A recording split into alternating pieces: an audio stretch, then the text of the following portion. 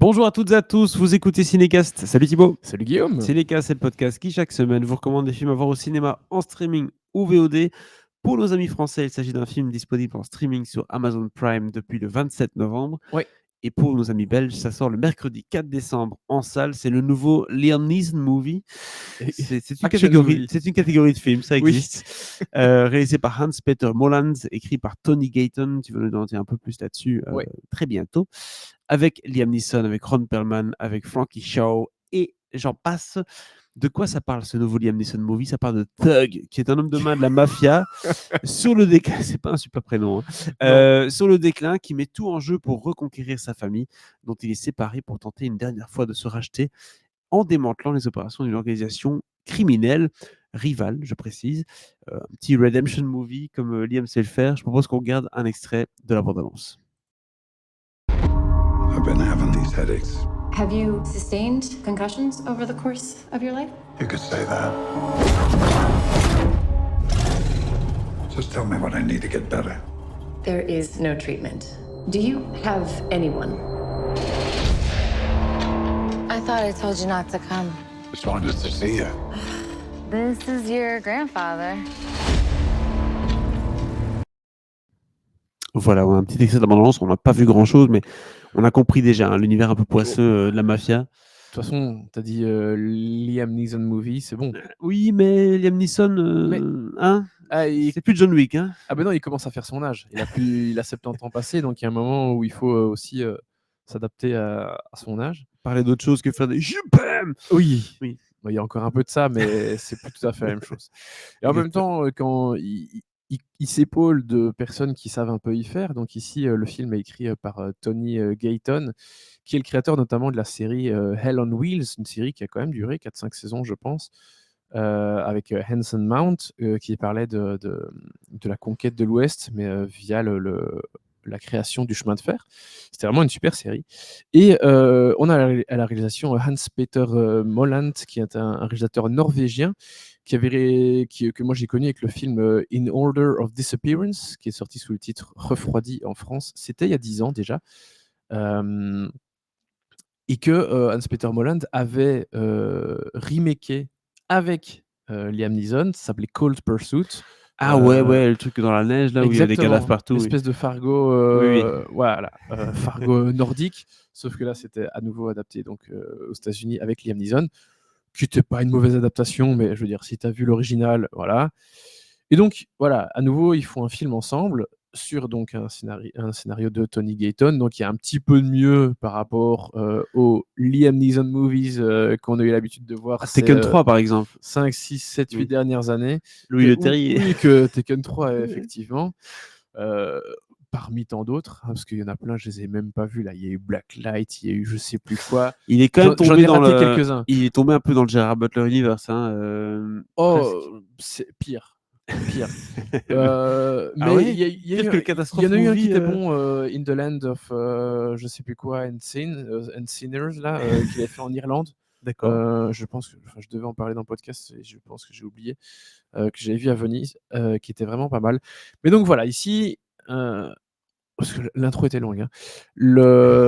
C'est pas le Geostorm de Liam Neeson, quoi. Non. Oh, il a fait pire que ça.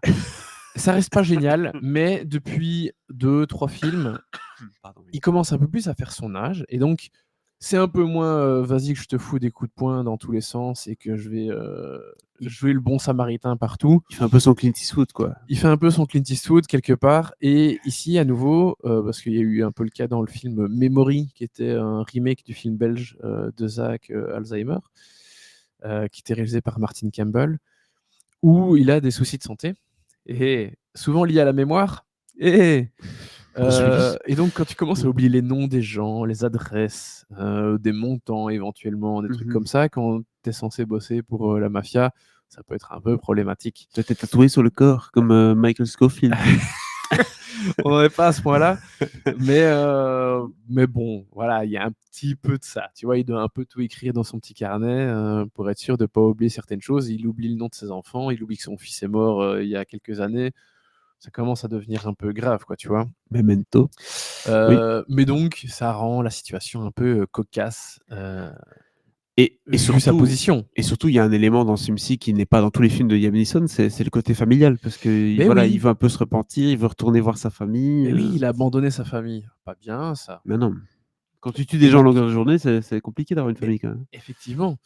Et donc, il y a ce côté, comme tu dis, un peu repenti, où il sait que son problème de mémoire va l'achever dans les 2 ans, quelque chose comme ça. Et donc, il a envie un peu de rectifier le tir autant que possible. Est-ce possible de rectifier complètement le tir après autant d'années de carnage familial?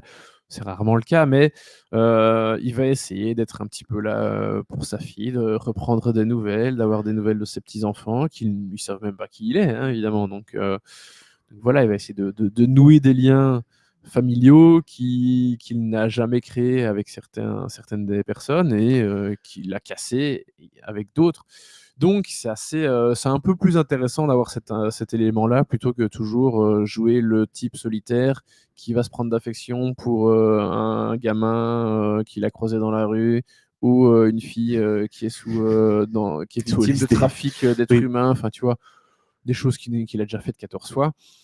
Donc voilà, il y a ce petit côté un petit peu plus sympathique. Et puis voilà, c'est approprié à son âge. Aussi, en tant que personnage, je dis ça d'abord pour le côté action, où il en fout un peu moins à gauche, à droite, des poings dans la gueule, des trucs comme ça. Il y a un petit peu ça, hein, ça reste un film d'action de Liam Neeson, mais voilà, il y a quelque chose où tu dis: «Ah enfin, y il a un peu de fait substance.» quelqu'un qui a un peu, Oui. qui a plus de 70 ans là», parce que je pense qu'il a passé cet âge-là, Oui, oui. 70 ans. Voilà, ça fait quelque part du bien.